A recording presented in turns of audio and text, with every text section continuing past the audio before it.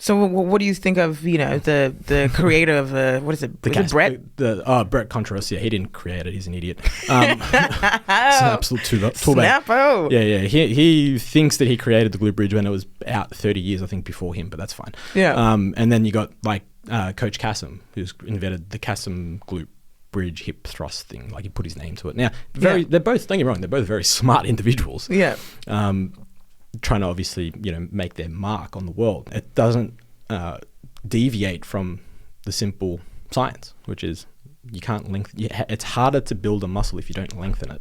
Yeah, right. And again, it's not to say that you can't build it, because it can. It's just it's not going to build as efficiently. Now, you do an RDL, you're lengthening the glute. Don't get me wrong, you're getting hamstrings, posterior chain, there are other muscles. I'm not saying that it's not working the glute in isolation, but you're still going to get that glute in a lengthened position. Do a 45-degree hip extension. They're called, old school used to be Roman chair. That's what they were called. Right. 45-degree hip extension. You go to the mid-length most of the time, and if you have the flexibility, you can get close to the fully lengthened position. Do that.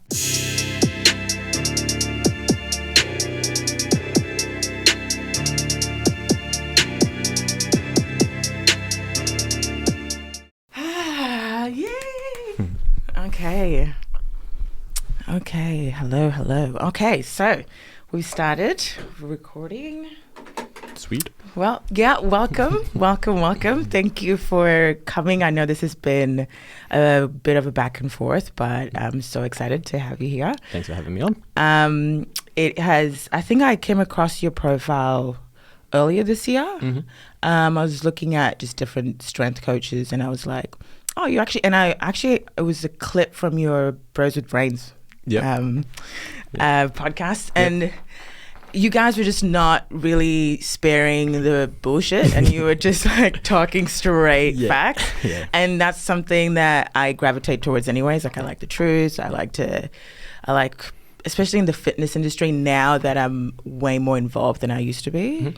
It's, now you can see the bullshit. I like to have people here who see the same. We tend to talk a lot of crap, a little bit of science. That's how we talk. We try to sprinkle in a bit of education in there with a lot of crap talking. So, that's how we sort of run that one. Nice. So whoever's listening, we have lovely Aaron Scafi here, who also does elite strength coaching. So Elite Strength is the business, and just my persona on Instagram is Elite Strength Coach. Right. And so I am dying to know your story, just to what made you want to become a strength coach, what got you into fitness. It's funny, I think it really started with something that actually my dad told me, and I always sort of say this story when I get asked like how I got into the industry. And 17 years old, and 17, no one knows what they want in life because you're 17. But dad, ethnic parents always, what do you want to do with your life? And I said, I have no idea, because again, 17. And he said, okay, well, look at it this way, what don't you want to do? And that sort of set me off on my path to trying a whole stack of different things, and getting to the point where I was like, well, I've tried a whole stack of things and realized I don't want to do this. And it sort of narrowed my field to, okay, well, this is what I want to do. Right. And that's where it sort of took off.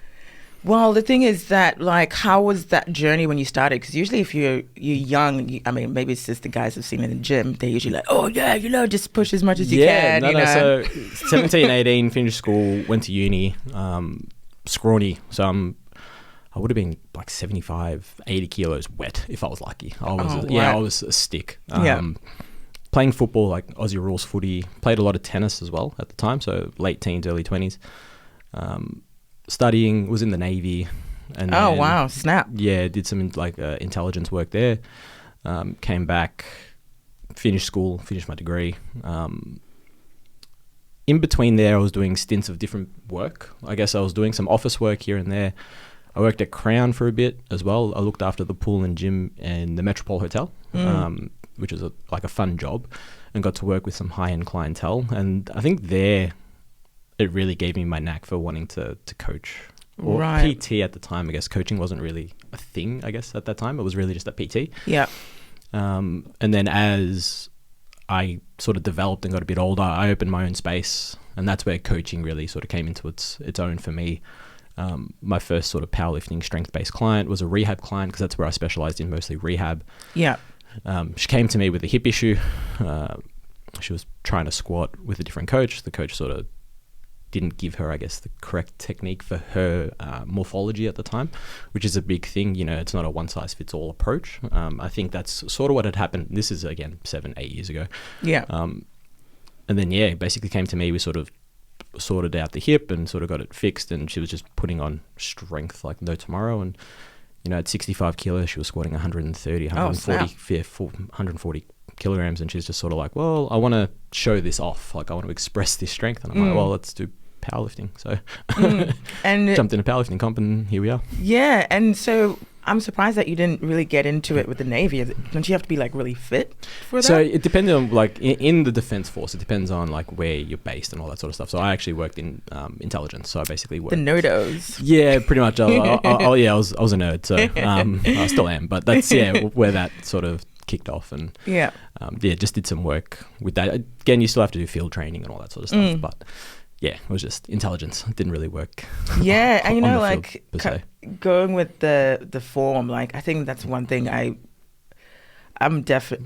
stay away from squats just because people are like, why, you know? And I'm like, I think when I tried it, first of all, I didn't know what I was doing, which most people don't know. The squat rack is quite intimidating because you're like, nah, I'd just rather not. Yeah. People are always waiting for it. Yeah, that's right. Fair. So there's that. And also I tried the group fitness, right? And it was functional training, but it was like on rotation. And you had to load the weight really quickly. You had to do your squat. You had to make sure you help your partner. And my neck completely just gave out. And I was like, fuck this. Yeah. I'm just going to do what I like to do. And then I'll get the coaching next year and actually do it proper with form. Yeah, well, that's actually the funny thing as well, because you're not the only one that's had, I guess, that sort of an experience in a group-based setting. And it's funny because I actually co-own a group-based gym as well. So as well as my online business being Elite Strength, I do own a gym in Collingwood called the Strong Zone, and we specialize in strength training in a group setting where you don't have that issue. So you've got coaches that are qualified to be able to teach you how to do the technique, take your time, regress the movement where needed because everyone's different, progress the movement where needed because again everyone's different. So we have that approach, and we sort of take the good from all the programs and different gyms and, you know, different brands, and then we try and get rid of the bad. And it's sort of like the you know the Bruce Lee philosophy, just scrap the bad, take all the good. It's literally what we did. So so we opened that in May this year, and have added 70 odd members since then, 80 odd members. Oh, mad. So then how do you make sure that you know, are still in good time, right? Because I think that's what created my injury was. Yeah, so it's pretty straightforward. It's in the programming and then the structure of the class and how we run it. So, you know, you have an hour class, you have 2 or 3 different sections. So it could be 2 to 3 exercises in each section. Right. And we give a time for it, but the coaches control the time. It's kind of like, well, we'll either count your reps so everyone's in time while another coach walks around. We always have 2 coaches on. Yeah. Or we basically tell you to start each set, and because everyone does obviously go at their own pace, and we'll just start each set so that everyone's in time, and then we can walk around, correct technique, help out where needed, and give everyone that sort of that touch, that moment where we can just say, hey, look, you know, toes out a little bit more, or bring your feet in a bit closer, right? Or put the bar a bit higher, bar a bit lower, like whatever it may be. Yeah, and then so would you make sure the partners are similar in strength as well? Because I think that was... We don't partner them up. You get your own rack. There's a difference. That's now the bad gone and the good is. Yeah, right. we have the capacity to do that. We don't need to, and we don't like it because we've done that before when we've worked at previous businesses that are like that. Yeah. Where, you've got 2 people, 3 people a cell, and you've got 3 different exercises. One's on a different exercise and you're trying to rotate through. I fucking hate it so much. For me, I feel like it's a bit more of a cash grab than it is, I guess, a personalized service. And it's a group setting, so it's like, how personal can you be in a group? But we want to make it as personal as possible in a group. Right. That's the difference. Right. So what is the benefit of training in a group? Is it just to have to coach as many people? Well, it's based on the client, right? Not everyone has the motivation or the confidence to be able to go to the gym by themselves. Right. You know, in a perfect world, everyone would just go to the gym by themselves. You would never have a group gym ever again. Yeah. It's not the case, right? Yeah. So it's kind of like we want to provide an environment where people feel like they can come, they have fun, they get away from their life for an hour. Yeah. and all they do is they focus on something that's tangible. They can actually measure something and measure their progress. Yeah, whether it's an extra rep on a set, whether it's a bit more weight on the bar, whatever it may be, and they have that success. And for that hour, there's something that they've ticked off in a positive sense. It's just how their brain works. It's like, if that's what you want, like my brain won't work that way, so I stay away from. Actually, no, because you can get a bit competitive. So if you're human behavior would suggest that positive influences and ticking off tasks that you do in a successful manner gives you that cyclical effect of being positive, right? So if we can help manage that, then why not? Yeah. So going back to you saying you're training this lady and with the squats and how she was going up. So how was it from your experience as like your personal kind of growth? Did you start with strength training, or did you go to like how did you discover that? I fell into it because it was purely rehabilitation. So I was applying strength-based principles for rehabilitation for clients. Yeah.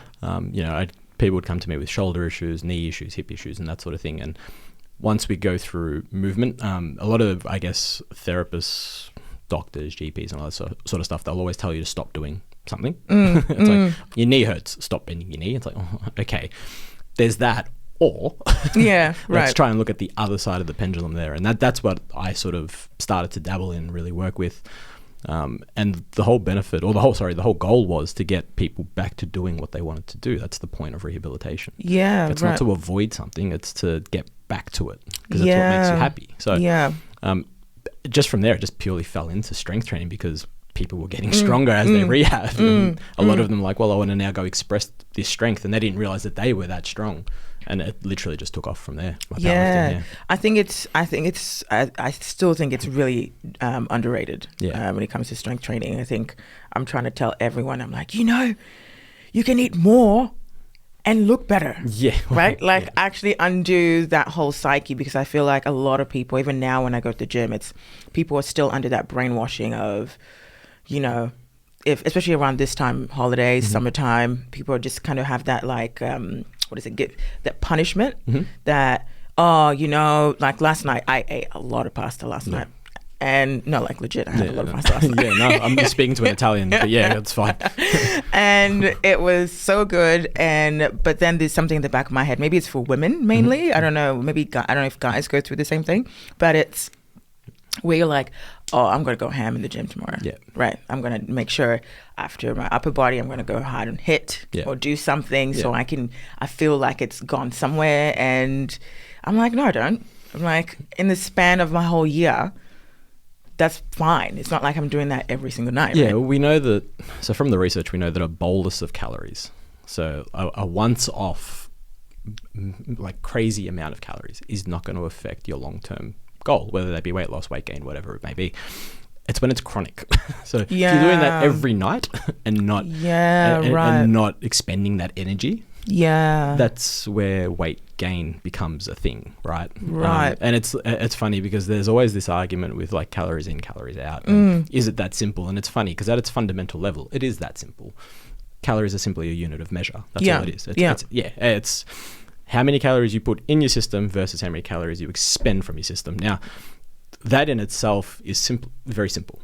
However, the calories that you do put in your system obviously get a little bit more complex. You have macros, you have micros, and all this sort of stuff. And that's where that argument sort of stems. But it still falls under the banner of calories in, calories out. Right. Because we do have research and things to show that you can eat, like the guy that did the Macca's diet.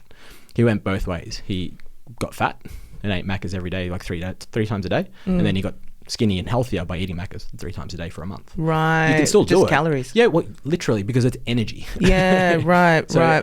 For me, I struggle a lot when it comes to the emotional side of food. I have no emotional attachment to food. So when I get clients that have this emotional attachment to food, I have to refer out because it's out of my scope. Right. Whereas I'm a lot more athlete mindset, robotic. It's like fuel. That's it. Yeah. Don't get me wrong. I'm going to go enjoy my Big Mac and my quarter pounder. But to me, I know that I can have that because it's not going to affect my ability to do what I need to do and manipulate my body composition, whatever it may be, based on my goal. Yeah. And it's the same approach I take with my clients. And again, I'm very lucky that I work with clients that have weight specific goals, usually powerlifting, so they have to make a weight class, or if it's bodybuilding, they have to look a certain way, which makes it really easy to manipulate. And they all have a very similar mindset. Yeah, right. Because they know that they have a goal or a purpose to do what they're doing. Yeah, right. And could you explain to the people listening the difference between like strength training, powerlifting, and then also just doing training just for hypertrophy? Yeah, of course. So powerlifting is pretty straightforward. The goal is to get to the platform and you do 1 RM or 1 rep max testing effectively in 3 lifts: squat, bench press, and deadlift. You get 3 attempts at each. The idea is to progress in each. So you'll start with squats. You'll have 3 squats. You usually want to put up a squat, your first one, where you've probably hit it before for a couple of reps in training leading up. And then your second attempt, usually you'd be going close to your previous PB. Like it's almost, it's almost like a 95, close to 100% effort. Yeah. And then the third attempt will be like you're going sort of balls to wall, risking death, might see some stars. Yeah, right. Usually, depending on the competition and I guess how your mentality is, right? And you're doing that for 3 lifts. And what happens is they take one of each, the best one of each that you've completed and sort of got the white lights for. Yeah. And they combine them and that's your total. So depending on your weight class and all that sort of stuff, usually it's biggest total wins in your weight class. And then if you have 2 people that have the same total, which happens, they go on body weight. So whoever weighed in lighter has a better discrepancy of weight moved compared to their body weight. Right. They win. Right. But that's interesting. So why do people pass out? I see it all the time. Like, it's just it's maximal effort. It's just it's just maximal effort, like lack of oxygen. All that sort of stuff, because you're usually holding your breath. Yeah, right. And like their muscles look more dense. They don't look, when you look like at a bodybuilder, they're more rounded. Yeah, a little bit more bubbly. And these guys look really dense. Training for bodybuilding, and I'll put hypertrophy specific into that bracket with bodybuilding. It's weight shifted for how many reps. I guess that really comes down to like the nitty gritty of how a muscle develops and looks. In bodybuilding, your job is not necessarily to be strong, it's to look strong. In powerlifting, you need to be strong, you don't need to look strong. Right. And then usually getting stronger, by definition, makes you bigger and look strong, right? Yeah. The way that I tend to explain it is it's like powerlifting is kind of like look like Jane, be like Tarzan. Yeah, right. Whereas bodybuilding is like look like Tarzan, be like Jane. Funny. Yeah, you don't need to look a certain way, but with bodybuilding and hypertrophy based training, the goal is to build a muscle. Now, to build a muscle, don't get me wrong, strength is definitely included in that. It's just not your primary focus, or the strength that you gain are in different rep ranges, usually like the higher end rep ranges. Whereas powerlifting, because you're doing a 1 rep sort of max at comp, your weight, you're going to have a period of time where you're honing in the skill of that lift, and that's where sort of 3 reps, 2 reps, 1 rep, and training in those rep ranges is really just making the skill more efficient. So getting better at the squat, the bench press, and the deadlift on the maximal loads. Right. And then you can have your rep work, outside of that, in your accessory work and that sort of stuff to build muscle, build tissue. But then what if but the thing about hypertrophy is about volume, right? So it's like so that's another debate that we'll go on for days on end, but.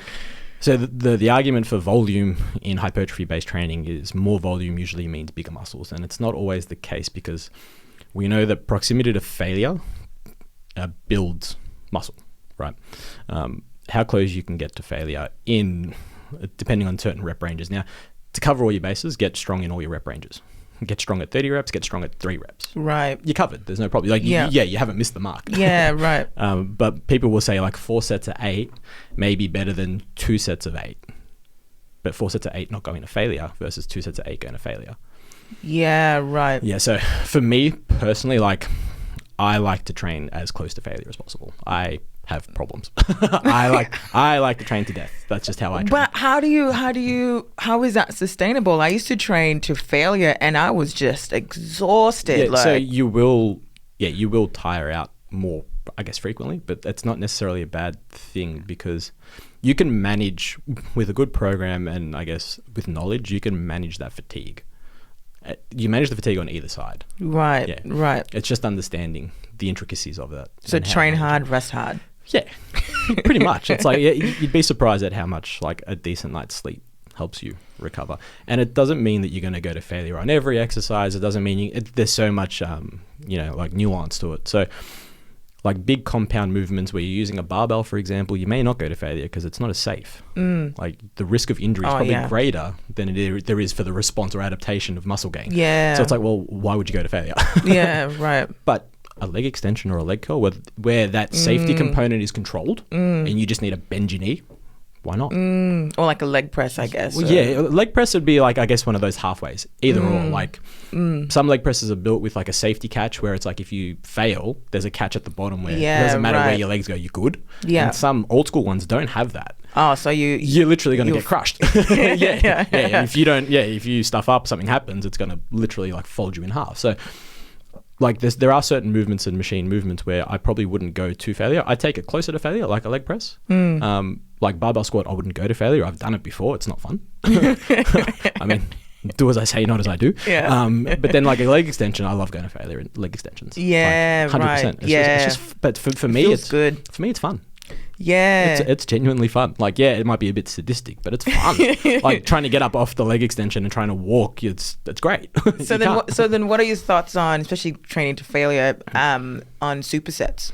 Yeah, so supersets are usually time efficient, right? So I probably wouldn't go to failure on certain exercises in supersets. It's only because of the amount of energy or the recoup of energy in between exercises. Again, it depends how the superset's set up, because you can be doing things like, chest, back, quads, hamstrings, where you get that break anyway. So you could probably push a bit closer to failure. But if you're doing 2 chest exercises as a superset, you could be working in the lengthened position and in the shortened position. I probably wouldn't go to failure because you're still using energy in that same muscle group.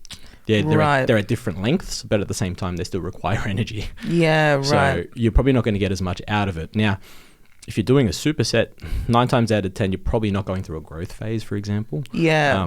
You're probably going through either a maintenance phase or a cut where you're just trying to expend energy. Not necessarily a bad thing if you want to go to failure, provided it's safe. In a growth phase, I wouldn't promote supersets unless there's a time limit on your training. Right. If that makes sense. Because the recovery in between sets is probably more important. And what is the optimal time? People say 3 minutes. Yeah, honestly, 60 seconds. Yeah, the easiest. So according to the research, it looks like 3-ish minutes plus. Easiest way is when you feel ready to go. Right. That's how I sort of say it. When you feel ready. Like, I wouldn't take any more than maybe 5. Yeah. Yeah, like it's probably a little bit much. I think, yeah. And there's certain exercises, don't get me wrong, that require more. Like you do a leg press to failure, you're probably going to need a little bit more time than you would a leg extension or a leg curl or a calf raise. Yeah, right. Yeah. So it's just understanding your mechanics and how you feel. Yeah. It's, I'd say that the only exercise that I take my time is Bulgarian split squats. That's like the ones I think that's universal. Yeah, I just cry every time. I'm just like, why am I doing this to myself? But then I see the gains and I'm like, 100%, so worth it. Yeah, it's I get complained from all my clients. It's like Bulgarian split squats. Really? It's like, yeah, like I do them, you do them, we all do them, we all cry together. That's exactly. Yeah, like one team, one dream. Yeah, exactly. I think also it's good for mobility. I feel like it helped my balance, but maybe that's just me and my experience. But so IG and Instagram and influences and sort of that popcorn fitness that you see online, like what are your thoughts on that? It's interesting. I don't follow too many people that have that extreme crappy influence type thing. I guess and I have this argument a lot with people when it comes to social media. The beauty of social media is you get to control what you see. That's true. Yeah. So why would you follow things you don't want to see? That to me baffles me. Yeah. And I was actually having this conversation probably a week ago. It's people that follow like their friends or whatever, or they unfollow someone that they know and then they crack the shits. Yeah. And for me, it's kind of like, well, I can still be your friend and not follow you. You're putting up stuff I don't want to see. Again, provided you can mute them now. Yeah, so. provided this was before you've been able to mute them, right? Because that feature, and not that it's new, but it's newish. Yeah, it feature. is pretty new. That hasn't been around. Yeah. So, back in the day, you just unfollow someone. It's like, I still like you. Like, we're still going to get coffee. The crap you're putting up about vaccinations, it's like, I don't care. Yeah. Like, I don't need to see that. Like, cool. Like, I didn't know you're an immunologist now, but that's fine. Like, you're a Cert 4 PT, but sure, let's go with that. So it's the same sort of principle. Like, I don't really subscribe or follow to people that do, I guess, things that I wouldn't agree with or challenge my thought process. Yeah. I tend to follow a lot of people that are quite intelligent in my field and that I can learn from. Yeah. Or they can provoke thought. And that's a big thing for me now. It's like, you never know everything. So it's like taking someone else's opinion in and trying to see how they see it and break it down. It makes it very, very interesting. So I've got a lot of contrasts in people that I follow on the same topics. Yeah, because then it gives you a balance. Well, 9 times out of 10, it's usually somewhere in the middle. Like we have the opposite ends of the spectrum. Yeah. Again, 9 times out of 10, bang in the middle. Yeah, it's always good to challenge yourself and also not end up in an echo chamber. I think that's like that's the worst part, because then you end up sounding like those extremists. How do you build your own thought? Like, are you going to follow one or follow the other? No, like, have some original thought. But it's funny about human nature. People don't want to think for themselves anymore. No, but those that do tend to succeed more. Yeah, so right. So it's like, I don't want to be, one of these people that follows one way or the other. Yeah. And don't get me wrong, it's not to say that I haven't in the past, because of course I think we all have coming up. But then you get to this point where you just mature and you start to see things and you start to be like, critical thinking is a real thing. Like, cool, I see what you're saying. I agree with this. I agree with this. I don't agree with this. I don't agree with this. And I'm going to go here. Yeah. Because this is what works for me and my clientele. Right, and it's based on both your principles. Yeah, right. Yeah, because then, I don't know, just it's more mentally stimulating as well. Yeah. I like being challenged. It's fun. Yeah, well, I can tell with the training to failure shit. Yeah, I like the challenge. It's good. Okay, so I think the reason why I mentioned that was just because it just, as you said, it's not like because now they start recommending things to you. So, which in a way it's still your choice, because it's an algorithm. The algorithm gives you what you want to see. But there's some that slip through the cracks. Of course. And I think the one that the exercises that do my head in, because obviously for women, it's just glutes, of course, right? That's all women want, right? But all the exercises that they're showing, like I don't know, maybe a cable kickback works for some people. I think it's absolutely trash. Yeah, so it's funny. I have my personal opinion and biases on exercises. Don't get me wrong. Like, I can show you photos of my guys and girls that I've built like glutes for. Now, powerlifting and bodybuilding specific, right? Yeah. And you could ask them how many glute kickbacks they've done. 0. Yeah. I don't subscribe to glute kickbacks. Now, to say that they don't work would be wrong, because they do. The actual level of execution and skill to do it effectively is really difficult. To get the right line, to get the right movement, there is just better exercise selection in play. It's like, for me, like, I can't stand glute bridges. And hip thrusts. I genuinely can't stand them. Really? Yeah, I'll only ever program them if a client has to have them, because, that's what they love doing. It's like, fine, because again, I have to work with the client. Right. If they're not happy, they're not going to do it. But yeah, right. So like a hip thrust and glute bridge, if we look at a movement and we look at an exercise and like muscle is built in the lengthened position, not the shortened position. So lengthened position basically breaks down tissue effectively. Right? Yeah, the eccentric. That's where muscle's built. And that's where the whole old school principle of eccentric loading became a thing, where you can overload the eccentric phase. Concentric is just an expression of force, how fast you can move something, or how fast you can contract that tissue. That doesn't in itself necessarily build tissue, which is a really weird concept for people to believe. It's like, it does, don't get me wrong, it does build tissue, but it's not the building tissue. Lengthening the tissue builds it. Right. Yeah, it handles load as it stretches. Right. Not contracting. Yeah. Think of an elastic band. Yeah. You stretch an elastic band. Yeah. And then you let it go. That spring isn't what builds pressure. That's the expression of the force. Yeah, that force is expressed by pulling the band. Right. That's where we're loading. Right. So it's the same principle.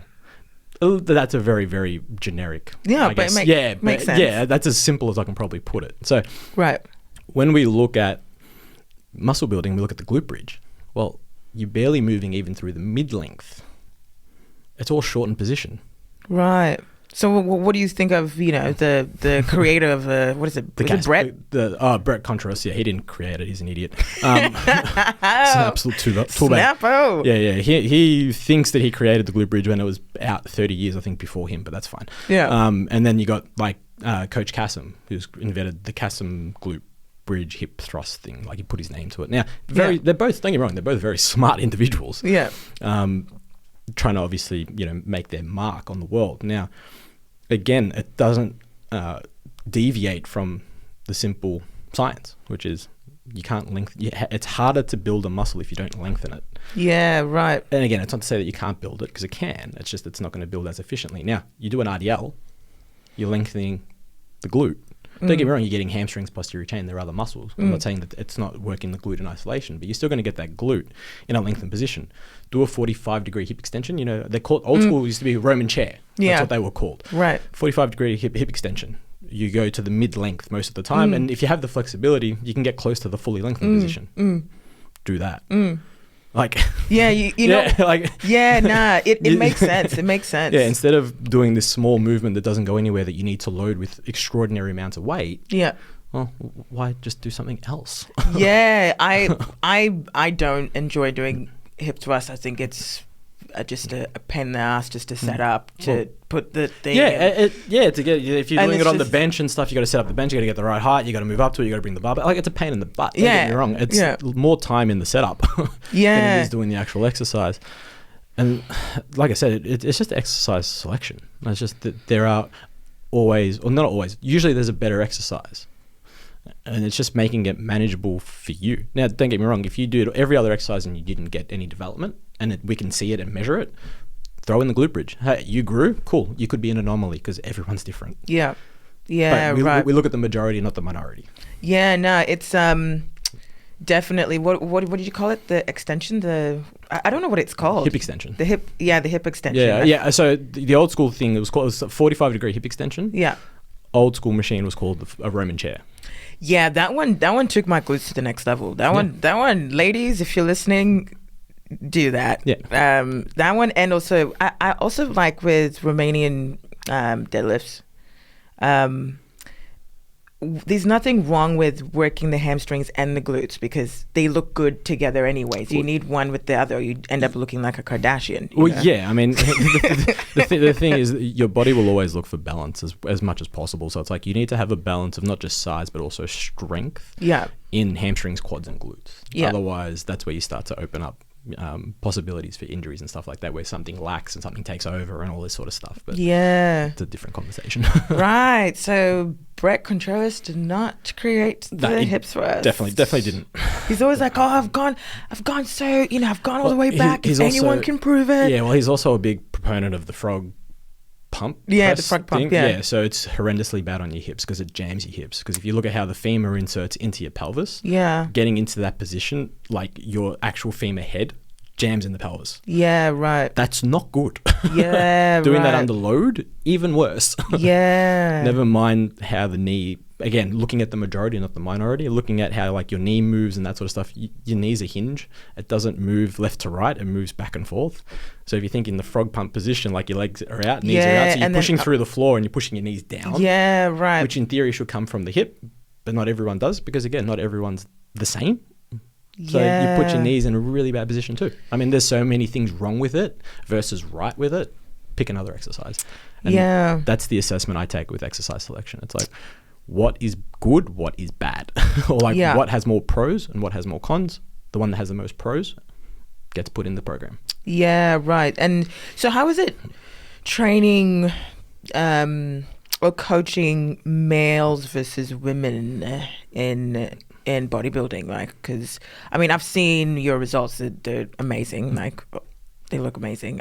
But do you, okay, so what I'm trying to say is what are the differences between, the two genders, but also, do you involve PEDs in that? Is that something that you... I look after like PED selection and that sort of stuff, if that's what the client's wanting, and provided that their goals sort of match. So when it comes to PED stuff, I have a very strict criteria because obviously it's a very big deal, both male and female.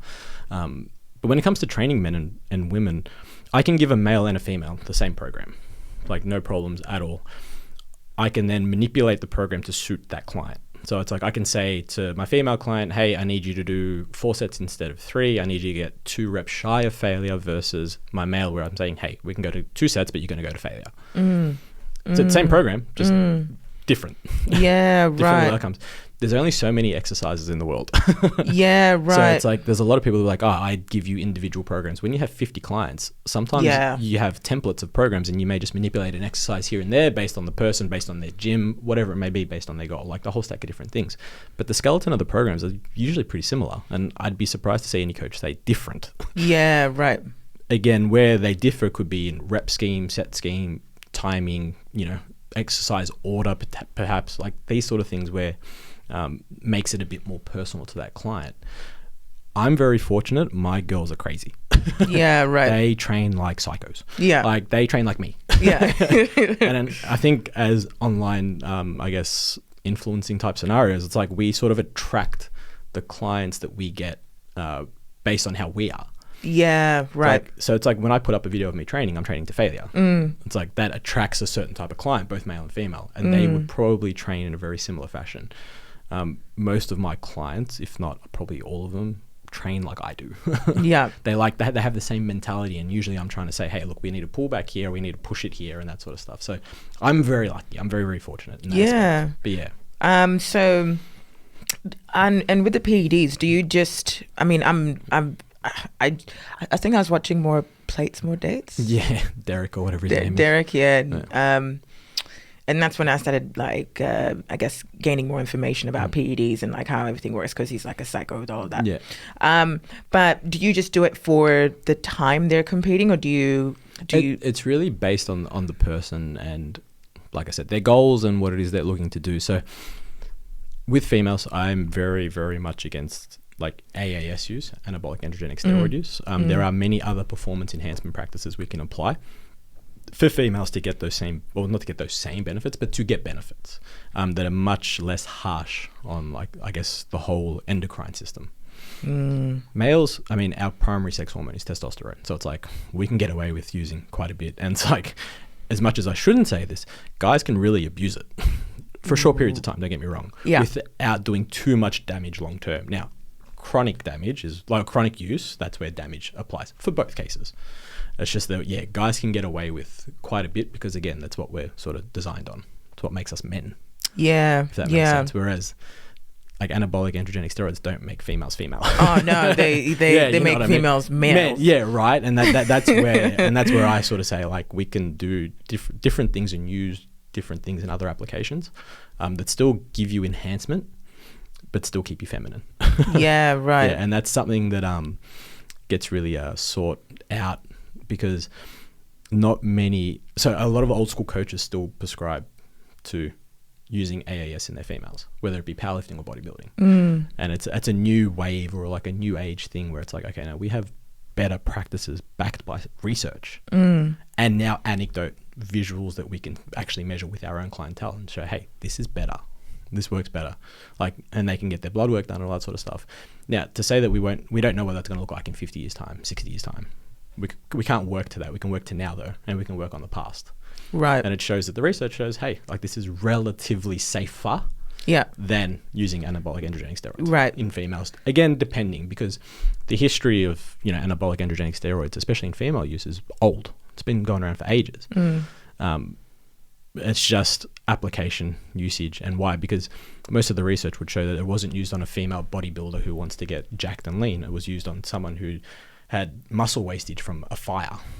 Ah, right. They're very different cases. Yeah, right. So giving, this female who's got no muscle because she was in fire and she's recouping, X amount, but using that same amount to give it to this female who wants to get jacked and lean who's already healthy, very different effects. Yeah, right. Yeah. And that's where the tricky part with research comes in, and reading and understanding research, and then application to the people that you're working with. And that's where, like, the evidence-based crowd, I think, just needs to settle. Calm your horses. Yeah, like, we do have a lot of research, especially on a lot of topics that range, through, but there is so much nuance in research, like timing lengths, people that they use, like target audiences and stuff that they use, funding, like biases in funding, like there's a stack of stuff that goes into it. So then how do you know which sort of research to trust? Like what are is there like a criteria that... It's literally the same thing as we're talking about, like the spectrum. Yeah. You read both sides. Both, right. You read all of it. Yeah, and then right. you use critical thinking to come to your own sort of conclusion. Yeah, right. And then base it on anecdote. But like we know with anything, minimum effective dose, always. Yeah. Whether it be PED usage, whether it be training volumes and, you know, training intensities, minimum effective dose to stimulate a response and then tailor from there. Yeah. And so why do a lot of like old school bodybuilders, a lot of them died? Yeah. Like in their 50s. So like this is where we drop dead. Yeah, this is where we talk about chronic abuse of, you know, PEDs and AAS especially, and anabolic androgenic steroids. Now, depending on, you know, which person and what sort of happens, like we're not entirely sure because we can't actually say that, you know, steroids killed them yet. There hasn't been a reported death from steroid use. Like literally no one can say that person died because of steroids. Like in an autopsy, it hasn't been shown. Right. We've seen usually there's some sort of sickness or something happens. Yeah, it's usually the cardiac arrest. Yeah, or something like that happens. And then, I mean, you know, you can almost pinpoint that it's probably the steroids, don't get me wrong. But it's like you can't definitively say that that's what killed them. Right. If that makes sense. But then if the steroids lead to cardiovascular issues and maybe like I think it's like a vasodilation. There's a ton of issues that it can lead to 100%. Yeah. So can alcohol, so can smoking. So if these people are doing other things as well, it's like, well, how do you pinpoint the one thing, right? Yeah. The thing with a lot of people, the thing with using something like PEDs is the mentality or the mindset behind using them. A lot of people then have that mindset to other things. So they use, or you do things as well, like whether it be drink, whether it be doing, you know, illicit substances, whatever it may be. It's that mentality of like they want or need. It can usually filter into other aspects of their life. Yeah. And a lot of the guys that had passed away, the bodybuilders, it would appear that, like they all have steroids in common. They're all bodybuilders.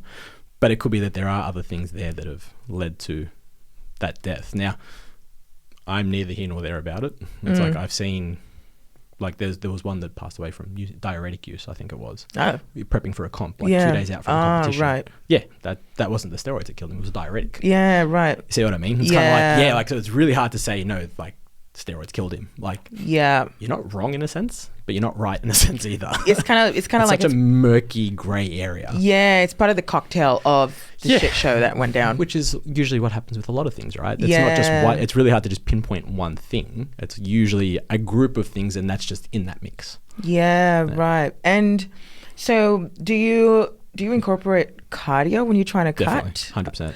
And what are your thoughts on? Because I was listening to, who are these guys? Just randomly. Is it Mind Pump? Scott McNally? Yeah. I think so? Yeah, Scott McNally. Yeah. Scott McNally and Mind Pump would be the other two coaches. Andrew Berry and someone? Yeah, and Adam. I just know him as Mind Pump Adam and Mind Pump this person because they don't say their names on there. Oh, okay, maybe. If it's who I'm thinking of, they're American-Canadian. Yeah, I think so. Yeah. Anyways, we're not trying to plug people in anyways on this. No, I talked to Scott, so if it's the person I'm thinking of, I talked to him. So. Okay. Yeah. And I think they were talking about how it could hurt your gains though, like if you're trying, especially like if we're talking about body recomposition where you're trying to like lose fat and gain muscle. I think again context dependent and the severity of, I guess, cardio, the severity of the deficit. But the other side is, again, these guys would probably be talking about people that are enhanced. It's really hard to lose tissue when you're on steroids. Yeah, you have to be doing something really bad or really wrong to lose tissue. It's very, very hard. Not to say that it can't be done, because it definitely can. That's where you see a lot of people stuff up their peaks for bodybuilding comps. Like the peak week and they tend to eat through their muscle, and it's because they've dieted too hard or whatever it may be. There's only so much you can do from a diet perspective. But from an output perspective, cardiovascular health is key, especially when you're on steroids. Yeah, right. Yeah, like testosterone's a cholesterol-based hormone. Your cholesterol goes up. So like your total cholesterol goes up, not so much your HDL, LDL. They can differ depending on like what you're using and all that sort of stuff. But cardiovascular health, making the heart more efficient at pumping blood, is never a bad thing. So yeah, definitely have cardio in there. But it's like, well, if you're dieting down for a show, how much cardio do you put in versus, you know, how much training you get in or how much less food you put in? Like, these are all just different facets to the game, or to the plan that you're putting in place. So how much cardio do I give someone? On average, it's literally 3 times a week, 20 minutes, heart rate at like 120 to 130 beats per minute. You should be able to, in theory, still hold a conversation while doing your cardio. Right. Do that for 8 to 10 weeks. I got that from Luke Lehman of Muscle Nerds. Shout out, because he's my boy. He's one of the smartest people in the world when it comes to this sort of stuff. Yeah. He has been through all the research and has basically, that's the protocol. It's like, if you just want to keep your heart relatively healthy, 3 times a week, 20 minutes. It's not very hard. No, it's not. No, like if you literally jump on a bike and pedal over and have a conversation for 20 minutes.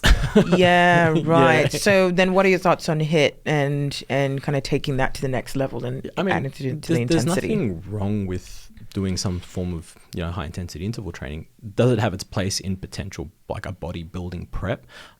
I wouldn't say so, depending on category that you're competing in and what you're doing, what you're using and all that sort of stuff. If you're going to those extremes, you've probably stuffed up previously, like at the start. Yeah. So when you're mapping out your plan, that's where this all sort of comes into play. You need to be able to, you know, I guess, start the person in decent condition for starters and that sort of stuff. And that's where you can manage that cardio. Like, I just prepped someone who came first in classic physique in Queensland at States in first timers, which is a really big category. I think it was about 18 people. And the only cardio we had him doing up until probably 4 weeks out or 3 weeks out was literally, I think, 12,000 steps on average per day, which is sort of the average for most people anyway, or it should be. And then I think it was 35 minutes at 130 beats per minute, 5 times a week, which is not much considering 23 times a week. Now it's 5 times a week for 35 minutes, which is nothing. He does that in the morning and then goes trains in the afternoon. Plenty of time in between to help recover, has a meal or 2 meals in there. He's all good. And then in the last couple of weeks, I think we upped it to maybe 45 minutes daily just to get that little bit extra out. When we look at this sort of stuff, we look at acute versus chronic, and that's where I guess all the damages start to happen. Most of the time, acute things, it's very rare that it causes long-lasting damage. Right. With most things, again, I'm sure there's something there that goes against that, but most of the time, acute bouts of calories, acute, you know, high intensity training intervals, acute crazy trainings, whatever, it doesn't really do much in terms of damage. When it's chronic, usually that's when it's bad. Right. And, it's like, and that's when the metabolism starts messing up. That's just when you open yourself up for more issues. Yeah. And we want to limit that window of issues. Yeah. So it's like, go hard and go fast and get it done and then chill, or you can try and space it out over a longer period of time. But if you do it over a longer period of time, usually you got to take a much slower approach. Yeah. Which means, you may account for a lot more things. It's just, it sucks. So it's like my philosophy for like dieting, not necessarily for a show or anything like that, but just dieting in general. If you want to diet down, I would rather diet for 4 to 6 weeks and just go hard. Right. Just bottom out my food. Yeah. I'd rather be hungry for 6 weeks than for 12. Or right. I'd rather be a little bit, I would rather be very hungry versus just a little hungry for a longer period of time. Yeah, right. It's just my mentality, and I'm lucky that the guys that I work with, that's sort of their mentality as well. Yeah, yeah. Not to say that I haven't got clients that we've done longer, you know, periods of dieting for, because some of them, that's what they have to do, to manage with their work schedules and all that sort of stuff, because not everyone can do that, right? Yeah. So you work with the client, but yeah, most of the time that's how I'll go about it, and it just leaves less room or less margin of error for chronic issues, because the longer you diet for, and what kind of issues could those be? You can have like downregulation of like metabolism and stuff like that, like effects at sleep, effects on digestion, effects on a whole stack of And is that things. when you'll bring in like reverse dieting and everything like that? Yeah, or? you can. It's usually when you come out of the diet. Again, another argument that goes around in circles is like the reverse diet versus just getting back to maintenance as fast as possible. You're still going to get fat gain if you reverse diet and you're only titrating calories up ever so much every week. You're still technically in a diet. Yeah, right. The goal is to get out of the diet, depending on how long you've been dieting for. So if you're dieting for 20 weeks for a show, then you do reverse diet for another 10 weeks. That's 30 weeks of dieting. Whereas you could be like, well, I'm doing 20 weeks of dieting into the show and then, 4-week reverse out. Now it's only 24 weeks. Yeah. And you're back at maintenance. People think that reverse dieting minimizes fat gain at the same time. that 12-week or 10-week window of reverse dieting versus that 4-week of, extreme or more extreme reverse dieting and getting out faster, you're still going to have about the same amount of fat. Yeah, right. It's the mental side of things that people struggle with when it comes to that stuff. It's just like, hey, accept that you're going to put on a little bit more body fat because you're not supposed to be this lean, sub 5%. Yeah. Your body's not meant to be that. No, it's not. It's not what it's designed for. No. So back to 12% we go. Right, yeah, because also like when I see people's physiques, maybe not even just competing, but just people who are really shredded, I'm just like, nah, man, I don't even know how you maintain that all throughout the year. You must either be enhanced to make that much easier, because it's much easier to be leaner when you're enhanced. Yep.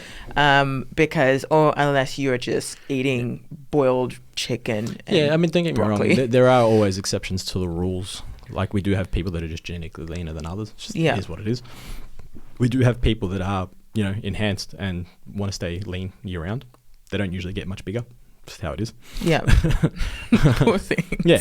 Well, it just is what it is. And we then do also have those people that just, are very regimented in what they eat because that's how they want to be and how they want to eat. That's their core, right? Yeah. Me, I like to enjoy my food, and I enjoy my growth phases and my cutting phases. I love it. I love going through the process and showing that it can be done.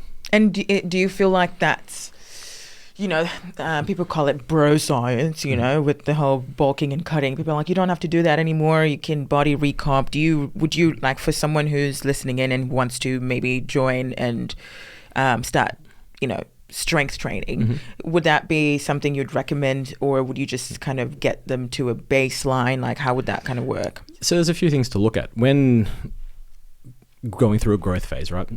Depending on the person and whatnot, you're going to increase their food. You have to. You're going to put on a little bit of body fat. It's normal. You increased energy.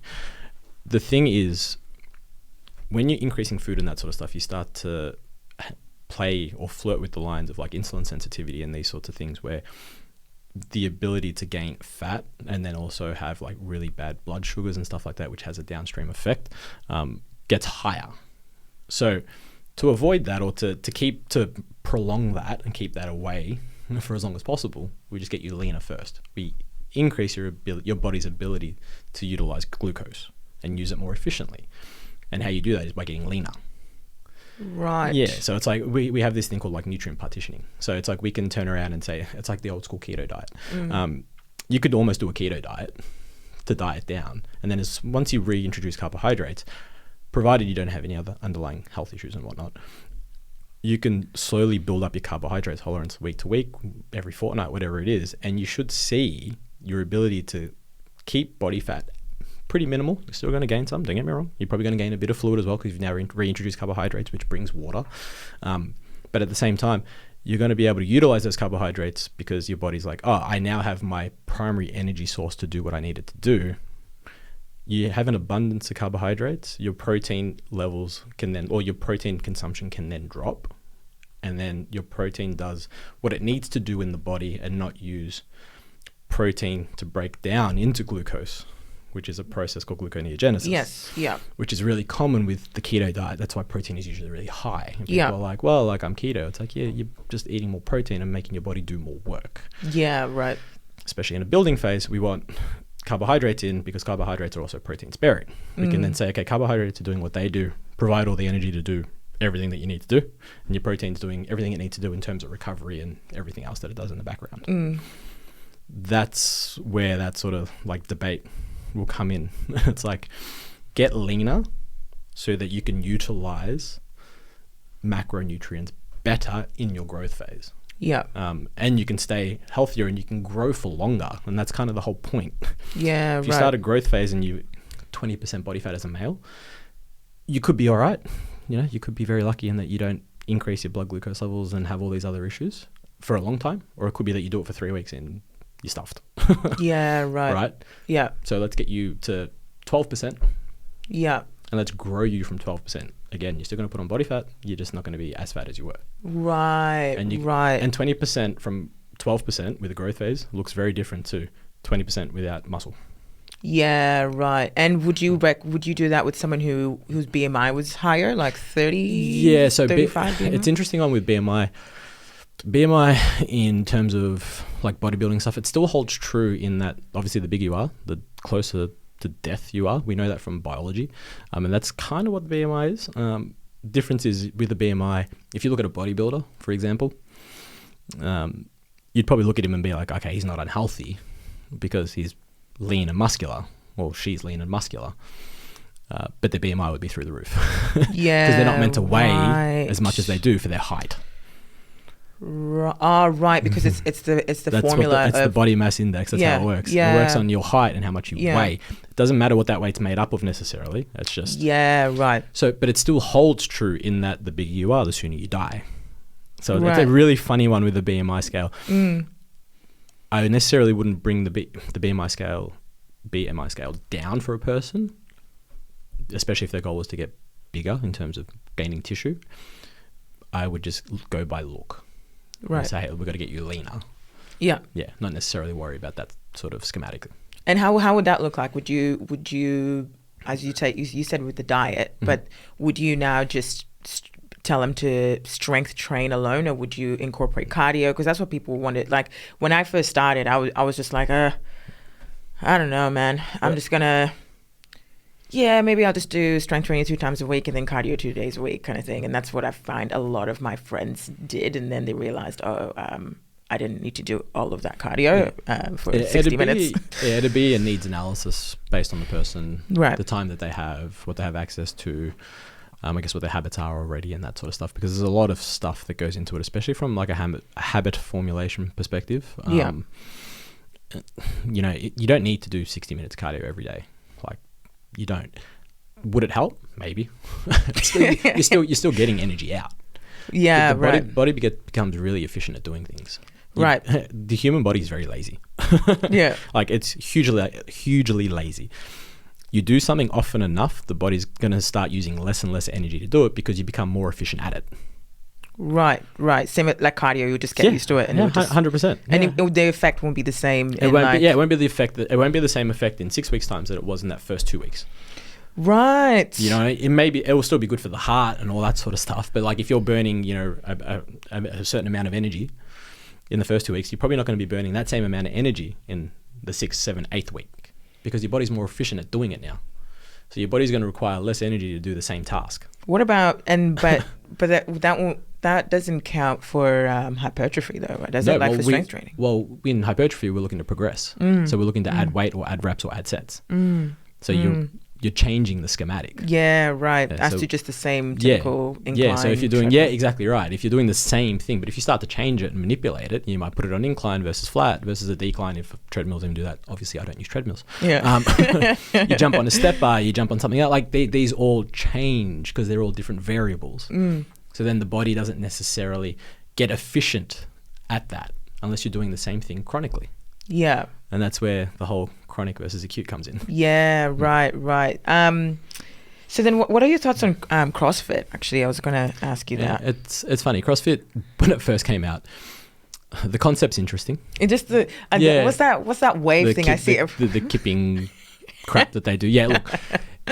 It's funny in that when it first came out, the level of CrossFit coaching versus I think the amount of people coming in to do CrossFit, they were very, very different. The level of coaching when it first started was pretty bad. There were only a handful of really good coaches. And then, so the risk of injury was higher because they're doing very, very complex movements for time. And complex movements for time is not usually a good thing, especially as like a beginner and intermediate. Like if you're an advanced sort of lifter, especially like doing ollie lifting and that sort of stuff, like throwing bars over your head, doing snatches, doing that for time as a skilled person, less risk of injury, right?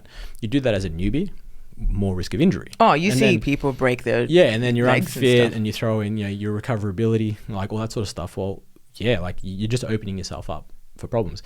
Then also add in the fact that there weren't many good coaches. It was just like a cert or entry level cert, like a cert 3, cert 4 for PT. I think it was like a cert 1 or cert 2 in CrossFit. You didn't even have to be that good to coach it. It was just a recipe for disaster. I think now it's a lot different.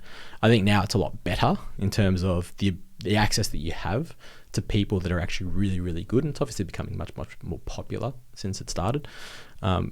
Does it have its place? Of course, if people like to do that style of training, go for it. Like, it gets people off the couch and doing something. Go nuts. Yeah, I think it definitely influenced women to start strength training. Yeah, and I think the systems now for it are much more, are much better, more efficient, and much safer than they were when they first started. I feel like it was kind of like jump in, find out what happens, you die, and now and now it's like, okay, now we have a systemized approach for progression here. Yeah, like we can progress you from beginner into intermediate to advanced. These are the lifts you do in beginner, these are the lifts you do in intermediate, this is what we do in advanced. Have at it. Yeah, right. Yeah, I think it's I love watching those what is this, the professionals do it. Yeah, like the CrossFit Games and stuff. Yeah, that's pretty fun. Do you feel like it could be a way to, I mean, they're pretty jacked, right? But do you feel like it's something that's, I mean, apart from just enjoying doing it, do you feel like someone should try that for hypertrophy or for? I wouldn't do it necessarily from a hypertrophy specific goal. Hypertrophy specific would be literally building muscle. And how do you build muscle? Usually by lifting weights both in isolation and in compound movements. So, right, okay. Whereas CrossFit don't necessarily do like isolation specific movements, if that makes sense. Like their goal is to be explosive. Like that's why if you ever look CrossFit men and women, like the elite, they all kind of look the same. Like you put really thick torso. You put the top 10 of both, and they like maybe 2 or 3 might look different, like really tall and lean or like really short, but the rest of them are pretty much, the same height and like the same build. They all look the same. Right. It's because they're all genetically built to be explosive. Like. Right. Yeah, like they are explosive as shit. That's why they do really well at CrossFit. Yeah. Because everything is fast movements. Yeah. Nothing in CrossFit is slow. Yeah. They need to be able to move whatever it is that they're moving, whether it be themselves or something else, as fast as possible, and usually for as many reps as possible for time. Yeah. So what do you find to be the most challenging thing about coaching, and maybe client specific or maybe not, but yeah. The person. I'm very lucky that my clients are pretty good. Again, like they're very, very similar to myself. I've had clients in the past where they've obviously been or can be problematic or cause grievances at times, whether they just don't adhere to the plan or whatever it is. It's trying to help people understand that they are usually stronger, better, more well-equipped than they believe that they are. That's really the art of coaching. It's like, hey, you can do that. And it's like, if you were to ask any of my powerlifters that have competed, what I tell them on their third deadlift, and it's like, it's the same sort of application that I take with everything. It's like, you have one job. You either pick it up or you pass out. I don't care which one you do. Because if you pass out, it's going to look really good on Facebook fails. Yeah. We're going to get famous. So it's like, it's either way. But it's kind of like, that's the mentality that I take. It's like, you can do it. Yeah. And if you don't, what's the worst that happens? You miss the lift. Yeah. It's like, what's the worst that happens if you don't try something? Like, yeah, like what happens? It's like, and failure is not a bad thing when it comes to training. Well, you learn from failure. Yeah. So that if you don't fail, you never learn. And it's like that's your biggest teaching tool. So yeah, you can progress. You can. Yeah, and that's what I try to explain to people and clients. It's like, especially when they're having rough weeks, rough times, whatever it is. It's like, hey, like you can do this. Like I wouldn't give you something you can't do. Like trust me in that, and attempt it. And if you miss it, you miss it. And if you get it, you get it. Whether it be dieting, nutrition, whether it be training, whatever it is.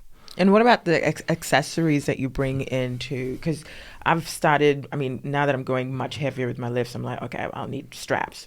But the thing is that I don't want to weaken my grip strength either. Do you feel like that? So I guess my question to that is, why do you need a certain amount of grip strength? Like what for in life are you going to use? Just in life, you know. So if you said you couldn't hold 2 shopping bags, then it's a different story, right? Yeah. But again, you don't want that sort of thing being your limiter in progress.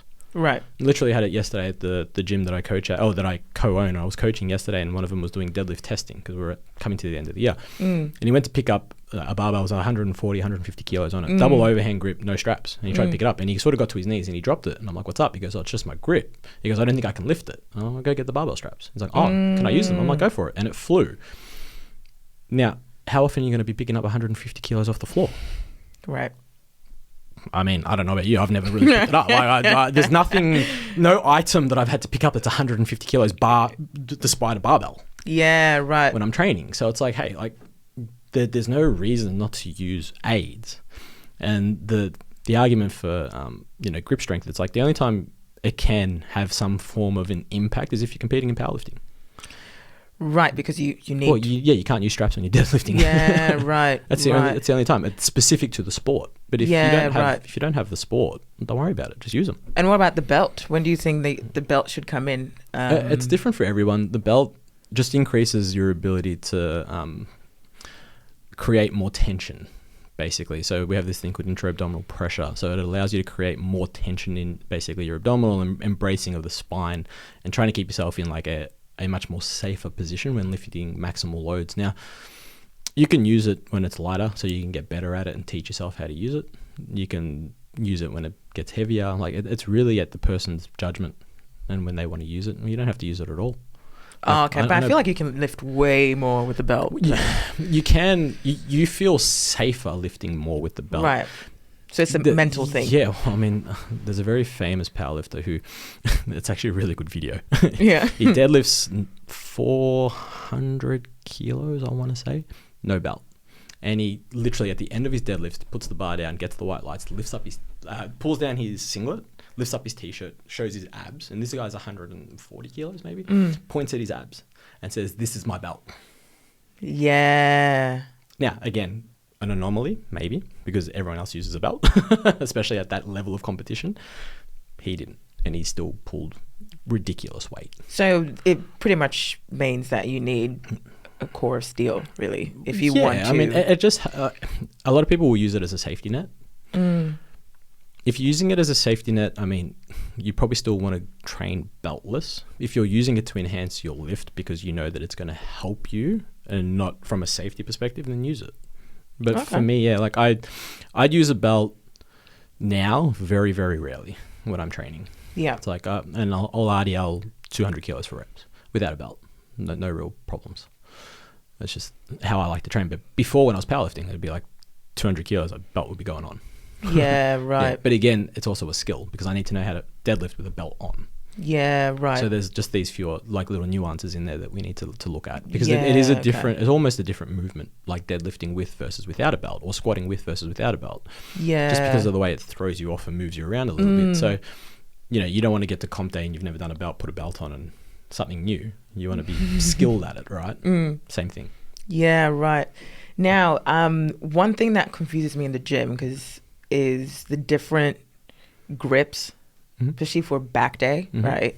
Especially with the lat pull down. People are like, oh, these are for wimps, like the wide grip. But then I like the gorilla grips. Yeah. Those are great. Yeah. But then and then people are like, well, it depends where your elbows are because that depends on that. Yeah, shows like arm what path part and all that sort of stuff. Yeah. It is a funny one. I think the pursuit of optimal is where people get lost in the sauce. Yeah. Look, we do have a few little things that we can sort of, touch on, right? Like if you're doing a lat pull down, as the example, if you're using a lat pull down bar, the old school, goes straight and then bends. Now, if you're going all the way out to the wide bendy part, don't. The lats aren't lengthened in that position. Right. If your arm's technically meant to go overhead, that's where it's lengthened. That's not lengthened. Yeah. Right? Yeah. Yeah. Directly above head is where your lats are the most lengthened, right? Yeah. Think chin up. Yeah, right. When you do a chin up or a pull up, what are you doing? Your hands like literally shoulder width apart. Yeah. That principle doesn't really change. So that's your starting position. Now, grip is totally up to you on where you feel most comfortable. Like you want to go, underhand grip, like supinated, where palms, face you. Go for it. If that feels the most comfortable for you and for your shoulders, go for it. What about the one when people go behind their neck? So most people that go behind the neck don't have the range to go behind the neck. Now, okay. Yeah. So again, this is like that risk versus reward. Most people that go behind the neck, again, you've probably seen in the gym, they're like bashing the top of their neck and compressing their spine and all this sort of crap, right? Not to say that you can't go behind the neck. I guess there is a time and a place for it. It's just majority versus minority. Minority can probably go behind the neck and get some really good benefits. Majority probably can't. Keep it simple. Yeah. Go to the front, go to your chin, go to your chest, whatever's most comfortable. But yeah, in terms of like that grip thing, it's just kind of like, hey, whatever feels most comfortable, as long as you're about shoulder width or maybe a touch outside shoulder width, neutral grip, palms facing you, palms facing out, whatever's more comfortable. Yeah, right. Okay. Because the in terms of lat growth for each one is going to be so minuscule in difference, it doesn't make a difference. Just pick one that you feel most comfortable and load it and go. Right. Just avoid the just don't go really wide, because again, you're not lengthening the lat. Yeah. I don't know why I want to keep doing. I just want to. Yeah, it's because everyone sort of does it. So it's the first thing that you see. I did it. Yeah. I was doing like the whole stack. I thought it was really, really strong. And then I'm like, hold on, I'll go a bit closer and I can't do half the stack. It's like, because my lat is now in the fully lengthened position. And I'm really weak from mid to lengthen because I haven't trained it there. Right. It's the same principle as the glute bridge. Right. It's the same thing. Yeah. So the one thing I've also realized through training back, because I've for the ladies, right? They're like, oh, how do you get the hourglass shape? I'm like, train your back. Yeah, I mean, between training your back, training, I guess, your glutes and your legs and stuff like that, but also a lot of the hourglass shape is just genetics. Like sometimes you can't help it. You can create it as much as you like, or try to create it as much as you like. Everyone's different. Your lat insertions could be in your hip and they could be really, really exposed from hip up. You're probably not going to have necessarily that hourglass shape. You might have more of a V shape. Hey, it is what it is. You might have really high lat insertions like that, pop out on your ribs, and that's where they look like they're coming from. So you have this really thin waist, i.e. bodybuilders have really crazy thin waist because their lats start to come out from like their ribs because you can't see the attachments into the pelvis. Yeah. Like, okay, cool. Like, everyone's different. You can't help that inter-individuality. It just simply is what it is. Oh man, I just see it all the time. How to have an hourglass shape. Every girl wants it, but I would love better hamstrings, but they're just, I'm really strong there, but they're just not happening, right? So you just accept it, or accept it. Just move forward. Honestly, like if you've sort of tried everything, there will be something that always, I guess, works when it comes to like muscle growth. It's just going through, the list, like create a list of all the exercises and go from like top to bottom and find which one works and go with that. There's always going to be an exercise that works for a muscle group. It's like when people are like, I'm a hard gainer, or I can't grow this muscle group. And it's like, no, it's not that you can't grow. It's just that your connection to that muscle right now just isn't as strong as it is to other muscle groups.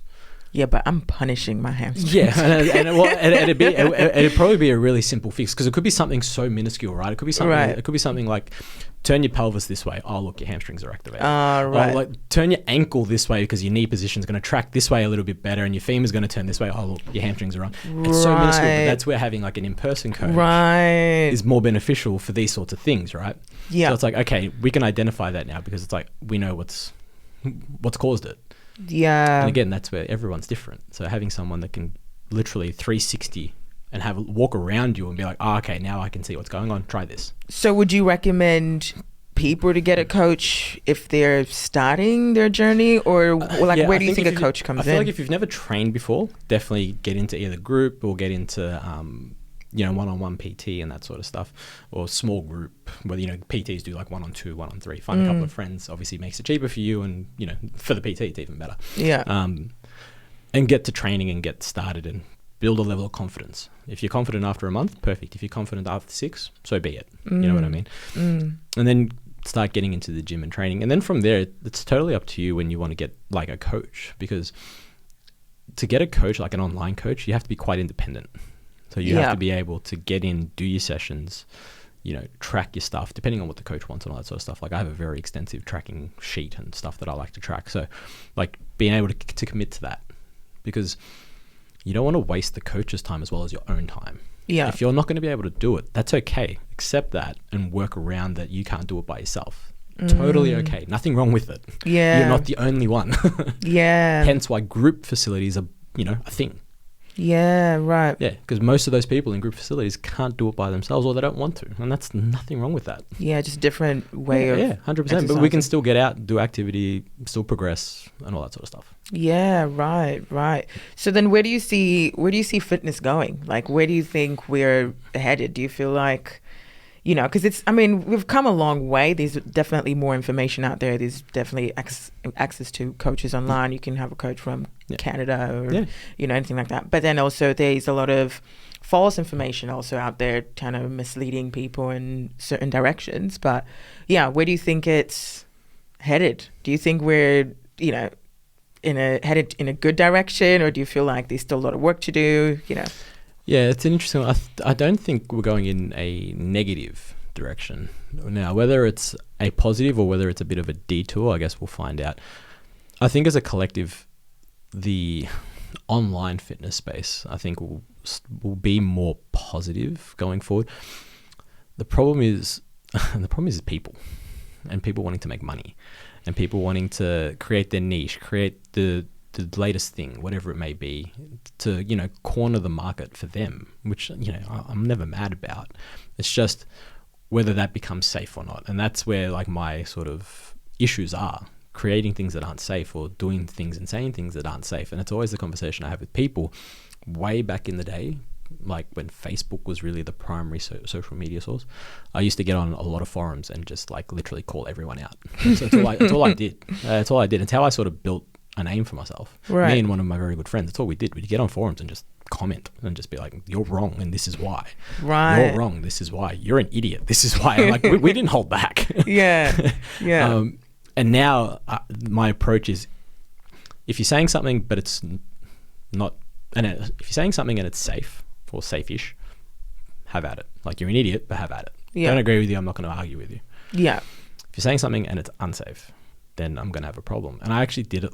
I did it last year, and it actually took my social media profile off. Like, it blew up. I think I had about 80 followers overnight. Because a very popular person in Victoria decided that she, again, one of those, I don't know if she's intelligent or not, and I really don't want to comment if she is or she isn't, but she's, you know, yay high, like big boobs, big bum, you know, had it all out, filming a video and talking about leg extensions, and talking about that if you change the degree of your foot angle, so if you were to turn your toes inwards versus neutral versus toes out on a leg extension, you're going to hit different parts of your quad.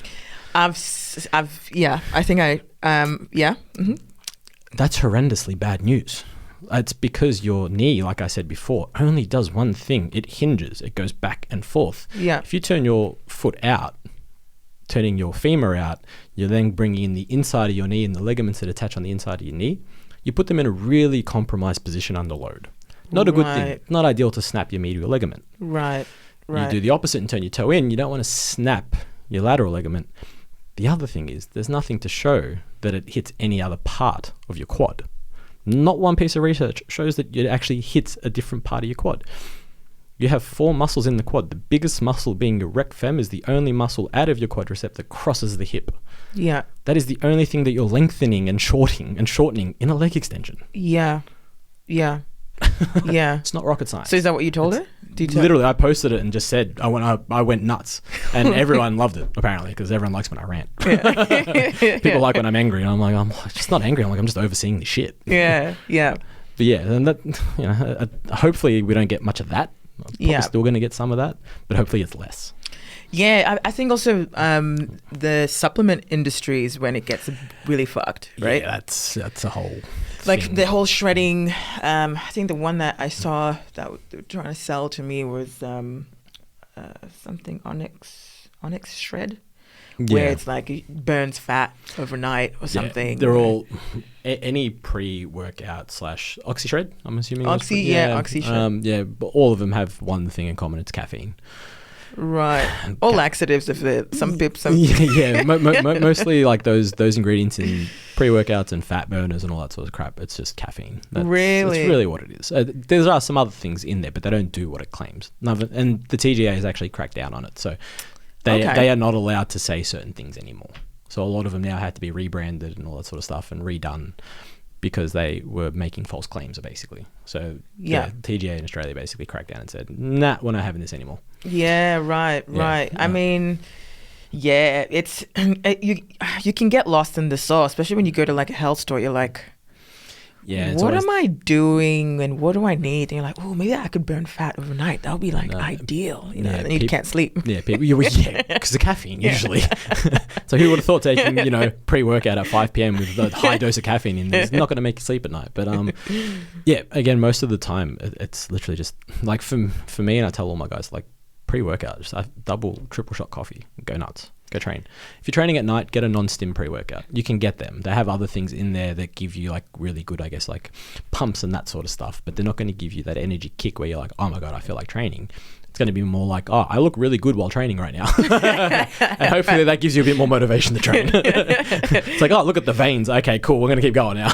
Yeah, right. So as we're just slowly wrapping up, I just want to talk about creatine, right? Mm-hmm. Because it's something that I want to start, Mm-hmm. but and I know people are like, oh, you know, you're not going to be natty anymore. Definitely going to be natural. It's the most researched supplement on the planet. Creatine has the most research out of any supplement on the planet. Why?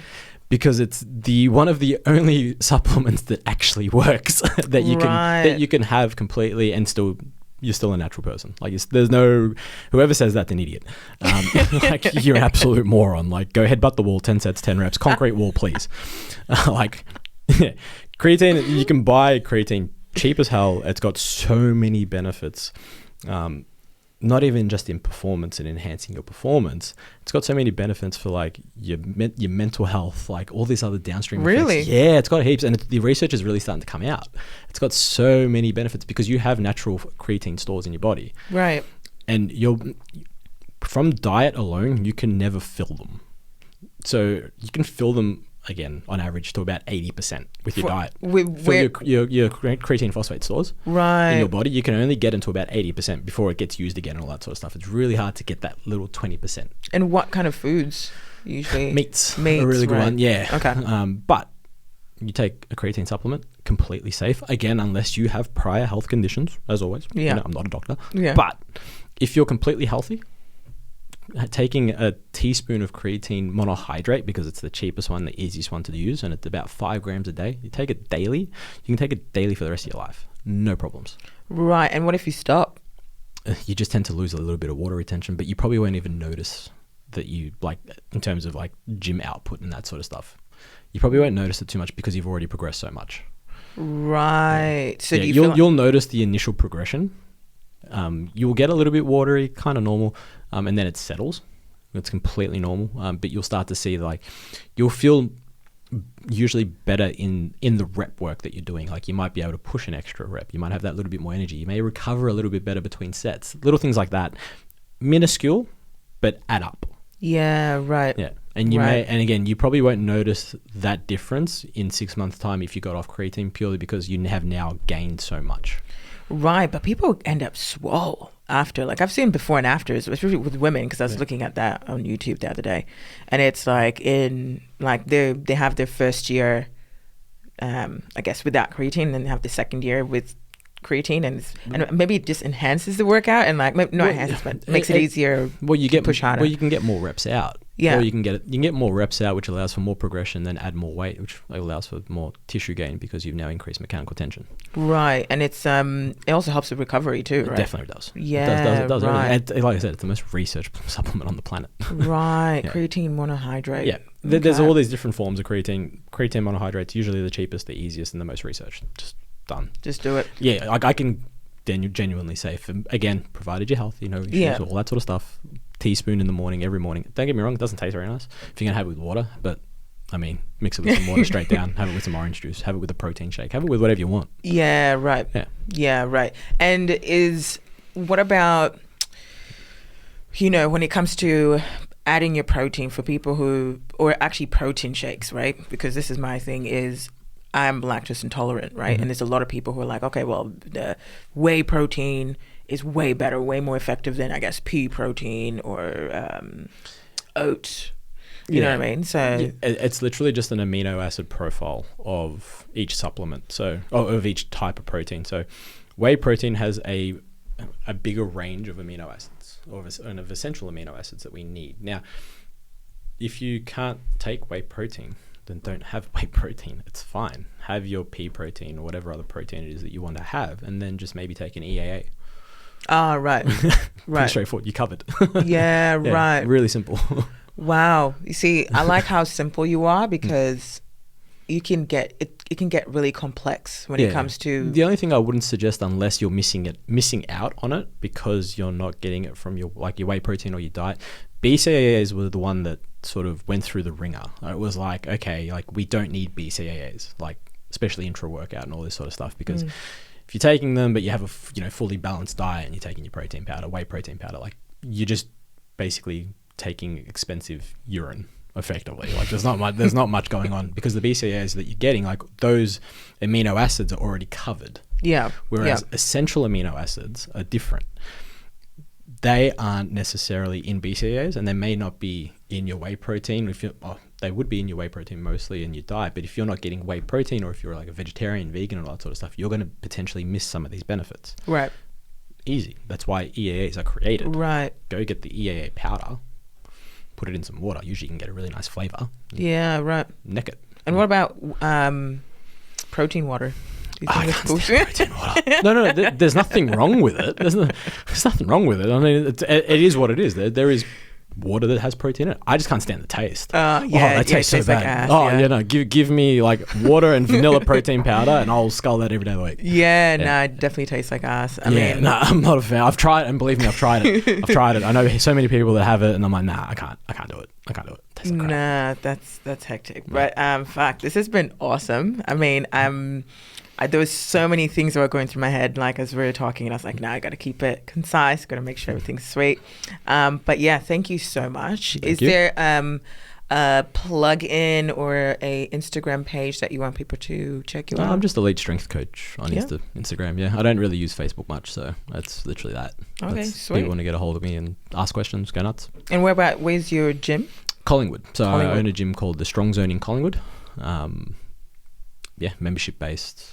Class-based. So if you're sort of new to training or want to get into some strength training and don't know where to start, go there.